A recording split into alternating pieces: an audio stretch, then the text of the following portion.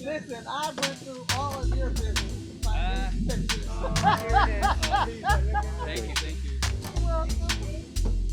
Hey, oh my God. Can I get my vinito? Oh my God.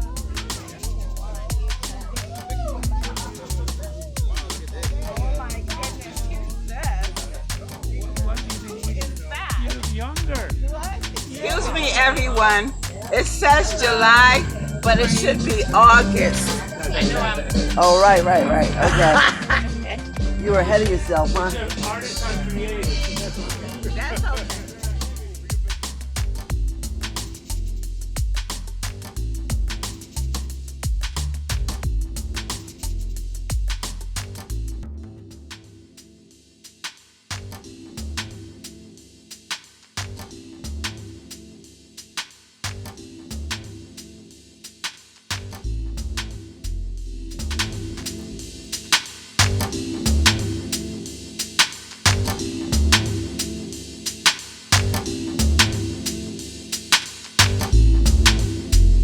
Hi, My name's J.C. McCauley. I'm Nyesha McCauley, and you're watching AccessTV.org.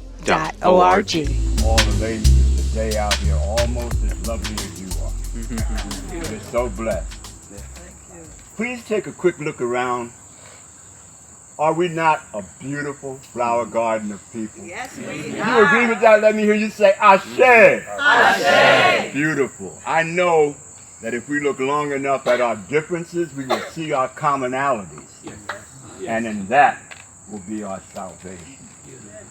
I'd also like to offer thanks and praises to those people who made this gathering possible in honor of the Reverend, who is most deserving.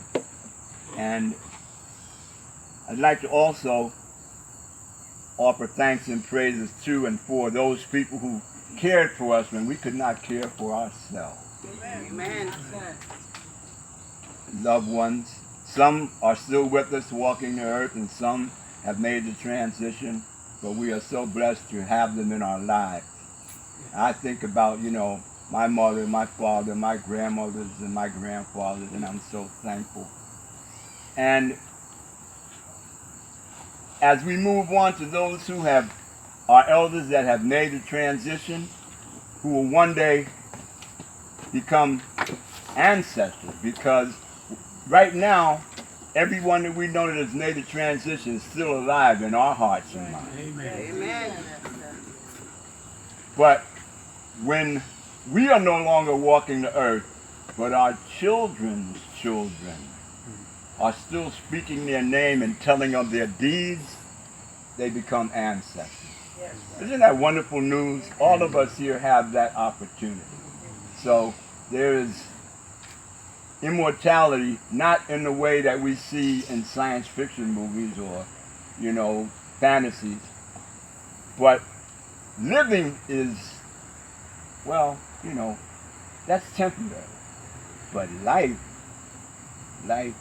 is eternal.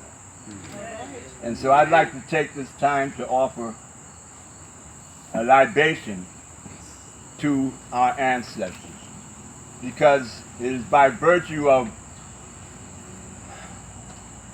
their struggle and their sacrifice, their pain and their perseverance, their tears and their triumphs, their acumen and their accomplishments, and their genius and their generosity, that we walk the earth enjoying all the blessings and bounty, necessities, comforts, and conveniences made available to us. Amen. So I'd like to offer this libation, and I'm going to use a libation statement that a good friend of mine made me aware of. It's called the Circle of Gratitude. And I'm told it originated with the people of the First Nations of this particular continent. Now, when you hear me say we offer thanks and praises, would you please respond by saying, Ashe? Here's one for, let's rehearse. We offer thanks and praises. Ashe. Very good. Now, remember everyone, We're not mourning our ancestors, we are celebrating them. So please don't give me a shame. We offer thanks and praises. Yes, beautiful. That lets the ancestors know we care. And they are a part of us as we are a part of them. The circle of gratitude. We are grateful that our ancient ancestors left us a legacy of love, truth, and peace for self-survival. For this, we offer thanks and praises. Ashe. Libation, Ashe. We are grateful that our ancestors taught us to honor our Creator, our Earth Mother, our teachers of peace, and all our relations in every dimension of self-awareness. For this, we offer thanks and praises. Ashe. Libation, Ashe. We are grateful that we can enter our earth walk with all questions and answers within as a mission in life. For this, we offer thanks and praises. Ashe. Libation, Ashe. We are grateful that we can explore and discover that our essential being lies deep within our nature. For this, we offer thanks and praises. Ashe. Libation, Ashe. May we, our children and their children, honor our ancestors by following their example in love and struggle. For this, we offer thanks and praises. Ashe. To the ancestors of humanity everywhere, we offer thanks and praises. Ashe. Libation, Ashe. Peace and blessings be upon us all. Thank you. Ashe. Thank you. You're welcome. Thank you, Abu. Thank you. What an honor.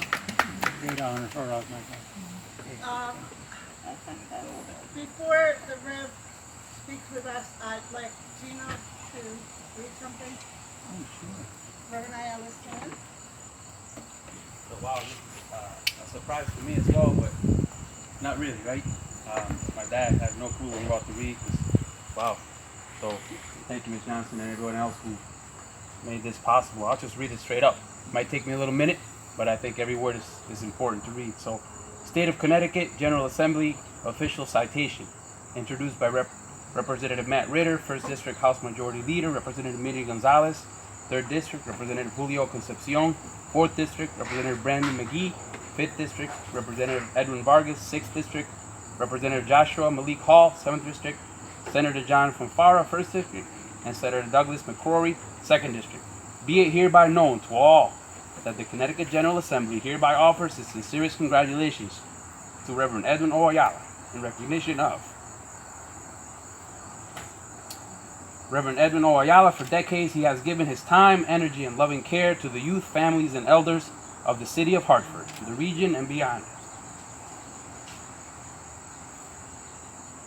Reverend Ayala has hosted and provided leadership to a group of physicians on an annual journey to Puerto Rico to share health-related services to our territory. In the greater Hartford area, he has initiated and encouraged programs to engage and uplift our neighborhoods and residents as evident by Summer in the City, intergenerational youth elder shared activities, North End, West End senior cross-community programs, and the creation of a North Hartford Vine Street Art Gallery. He has improved the quality of life in our communities.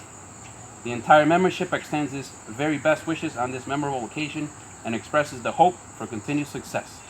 Given this 17th day of August 2019 at the state capitol, Hartford, Connecticut, by Martin M. Looney, President pro tempore, Speaker of the House, and Secretary of State.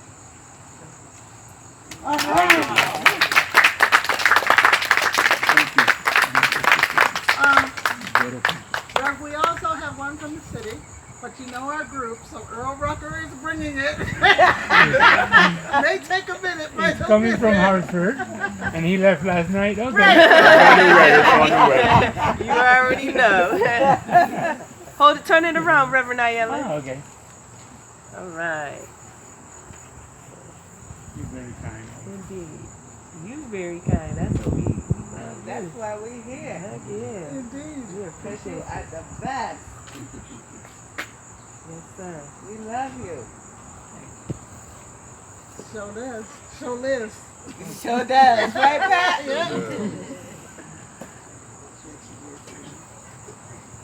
So, Ralph? Yes, I would like to share a couple of words with you. I used to jump out of the seat. Now they have to push me out. I just want to say a couple of words. Next to my brother.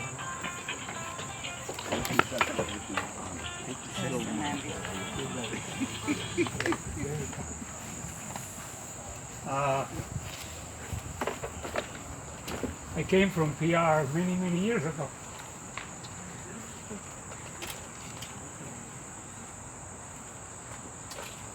My background is engineering.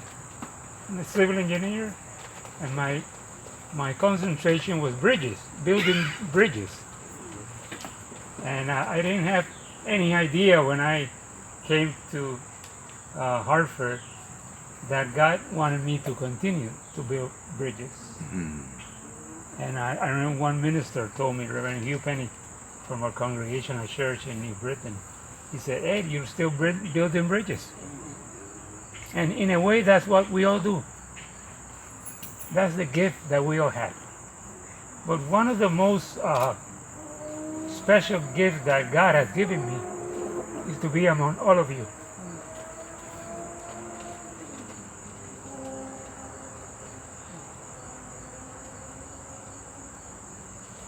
As I tell Pat, you have been my teacher. When I came from Puerto Rico, I had no idea of the struggle of the African American community, the West Indian community. No idea. I come from a country where the issue of color is not that important, it's more class, right? But when I came and I got out of that plane, I became a person of color. So I said, what's that? What's that? Oh, now you're a person of color. I said, okay. And through the years and through the journeys, God has been so good to me by allowing me to meet all of you in many, many ways. To struggle next to my good friend John, to learn from the wisdom of you, Pat, to create a gallery for artists, the third floor on the Christian Activities Council that was not being used for nothing. And when Pat said, Reverend, is there any possibility that we might? I said, well, when I was the associate director, I would have asked permission. But now that I was a temporary executive director, you got it. It's all yours, Pat. Pat said, I think at first Pat didn't believe me. He said, really, Reverend? I said, yeah. And when I saw you guys bringing your art, and some of the people told me this art was under my bed, and I couldn't share it with nobody. And now we have a place, we have our own gallery. It was an honor. So you have been a blessing for me in many ways, right? Because there's something about our positions. I believe in power. And I believe that we are many times placed in positions where we have the power to bring change. And we could make change. So I said to myself, yeah, we have the power, we're going to make it work. And I remember those years that we were together, Pat, remember? Oh my God, Michelle, you remember the activity going up and down to the third floor and the youth? Oh my God. We said, this is great, right? We still have artwork at the office. We still have artwork in the office? Yes. That's beautiful. So all of you have had an impact in my life. Your poetry has been an inspiration for me. And I told her, is there any possibility that before I do the transition, we don't call it death, we call it transition. Right. And I'll tell you a little bit about that. I could hear one of your poems again, because you inspired my soul with your poetry. Even when I was in Bloomfield as an interim pastor, I was supposed to be there 2 months and they kept me 3 years. I said, I gotta go. This is what I'm gonna. I invited you, and you were so kind to go to Bloomfield and share your poetry. So I am grateful to all of you. Pat Johnson and I had a good conversation sitting there, she and I alone, a couple of weeks ago. And Pat taught me a couple of lessons that I've shared with my family. And she said, Reverend, we don't die. We are connected spiritually, right? Like you said so well. We're connected. And she said, when the time comes from transition, you will always remember me. I will always remember you. I don't know what God has for me in my next journey. Sometimes I feel like going to Disney World. This is what's going to happen, you know? never know. You never know. But I want to tell you a little bit about what's been happening with me and how I see it. And then I'll tell you a story that I think that you as artists would appreciate. And remember, we are all artists in different ways. We're all artists. When my doctor found that I had some pain around here, doctor, if you're looking for a primary care physician, I got one of the best, Dr. Kate Marcello. Hey, sweetie, you there? I said, where are you? Right here. And Dr. Marcello said, I have pain here, and she said, Ed, I want to see you in 3 weeks. 3 weeks came, and the pain was still there. He said, let's do CAT scan, and they've taken blood from here and blood from there. It's been CAT scans, all of that stuff. And when the results came, she said, Ed, you got pancreatic cancer. And it seems like it's expanding. It has moved from the pancreas to your lungs. And it could be spreading. I said, okay. I said, life keeps on. And then the doctor, an incredible doctor, Dr. Redinger from the Cancer Center in San Francisco, he said, from now on, I want you to enjoy life. Enjoy the moment. Enjoy your friends. Enjoy your family. Enjoy the moment. Enjoy a Yankee game. Enjoy the moment. Okay? But my wife kept asking questions, and she said, Pastor, Doctor, he's been invited by South Glastonbury Church, our congregational church, Reverend Allen, to preach the last Sunday of July. My wife didn't want me to preach. She said, you're too weak, can't barely stand. Gino has bought me about 4 of these things, and now we're partners. We could share them. But the doctor ignored my wife Doris, so she's a biologist, so she was talking science with the doctor back and forth, and I was on. And then he said, oh, he wants to preach. Then she ignored her. That was a mistake for him, but he ignored her. Right? I had to pay for that later on at home. You understand, Joe, what I mean? Right? So he said, Reverend, do you want to preach? I said, I'm a preacher. I've been preaching all my life. I've been preaching about life and possibilities and creativity and being born again. No, I'm not afraid. I'm not afraid of dying. Sure, I want to preach. If I tend to fall, my son will be there. He'll hold me. No problem. He said, go preach. So I said, what am I going to preach? What could be my last sermon? Because the doctor said that I have 3 to 4 months. Right?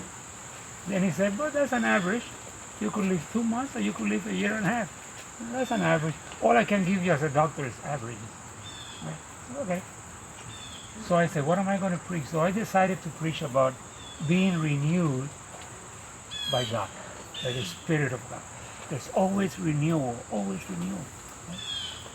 So I said, okay, I want to preach that. I used the scripture in the Old Testament of the dry bones. Right? And the scripture, I said, but I need something more powerful. I love Vincent van Gogh. I just love Vincent van Gogh. I have a book of him story.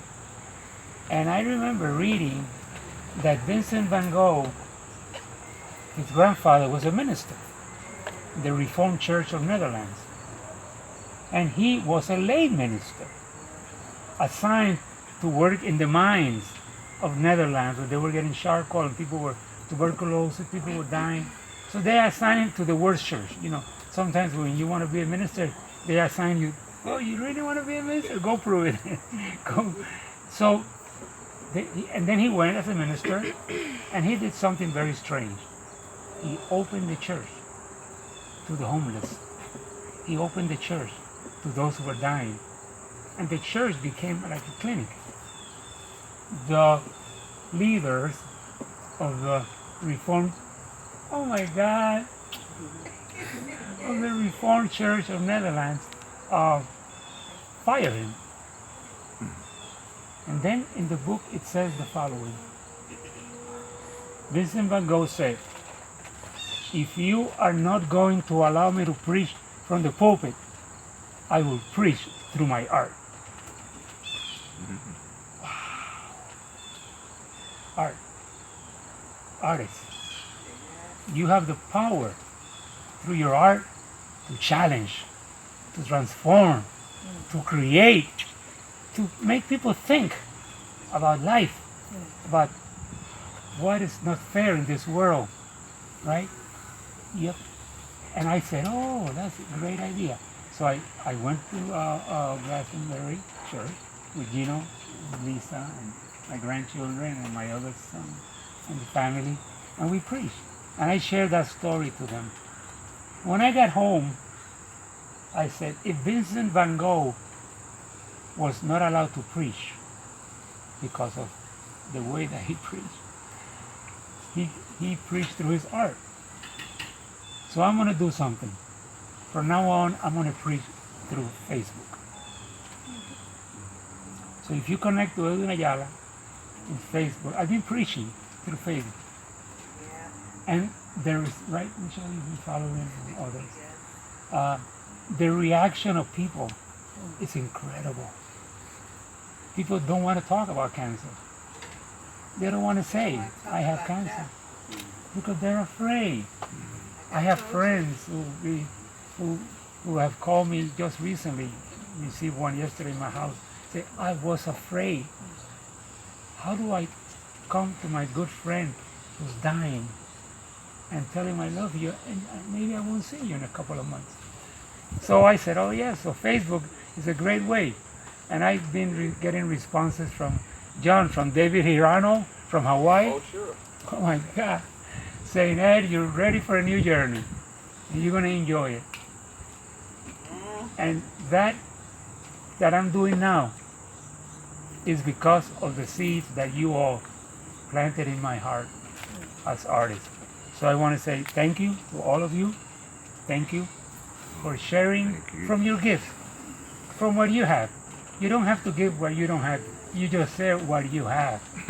And when you share what you have, the spirit, the universal spirit of God will connect. The responses that I'm getting from Facebook is incredible. The gratitude, thank you, because finally I can talk about this. My mother is dying, I don't know what to do. My brother has died of cancer, I don't know what to do. So my friends, share your gifts and always be there for others.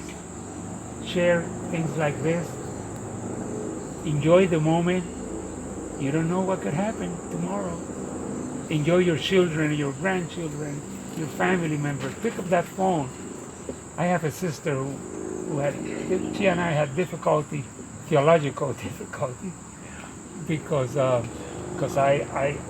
married a gay couple, and that took me out of the core of the family for taking a stand, and she was in my house last weekend, right? You know.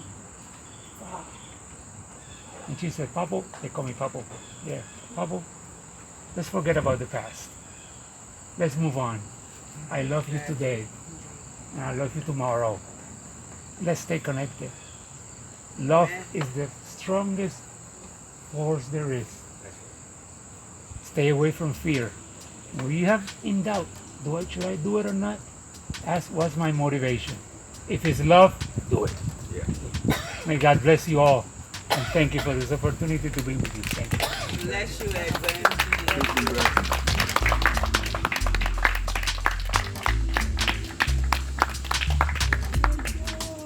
Independent thinkers are Puerto Rican, Mexican, Peruvian, Indian, Bosnian, Italian, Irish, Jamaican, African American, European, straight, gay, Nigerian, transgender, Christian, Jewish, Muslim, short, tall, skinny, rich, poor, happy, sad. Some of us hold a PhD and others a GED. And though we may be Democrats, Republicans, or members of the Working Families Party, we all have escaped the plantation of party politics and become independent thinkers because we as individuals are more than a party. You see, independent thinkers come from all walks of life, and the one thing we all have in common is that we love, live, laugh, and learn in the city of Hartford. We are the constituents, and the government of Hartford belongs to us. My name is Nyesha McCauley. I'm an independent thinker, and I approve this message because it's time to stop towing the party line and vote for a candidate you can trust. I'm asking you for your vote November the 5th, 2019 in the general election for mayor of the city of Hartford. For more information, visit McCauleyformayor.com. You too can escape the plantation of party politics if you have the courage to free your political mind.